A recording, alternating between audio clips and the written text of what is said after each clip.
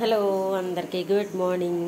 ఈరోజు మా ఇంట్లో పెసరట్, ఉల్లిపాయలు, కొత్తిమీర, జీలకర్ర, దీనికి కాంబినేషన్ ఉప్మా వేసి దీనికి కాంబినేషన్ కొబ్బరి చట్నీ ఎలా చేసానంటే అల్లం, పచ్చిమిర్చి, వెల్లుల్లి, జీలకర్ర, కొబ్బరి, పుట్నాలు వేసి మిక్స్ చేసిన పచ్చడితోటి ఈ పెసరట్ ఇలా రోస్ట్గా వస్తే ఎంతమందికి ఇష్టము కదా, బాగుంటుంది కదా, ఎన్నన్నా తినాలనిపిస్తుంది.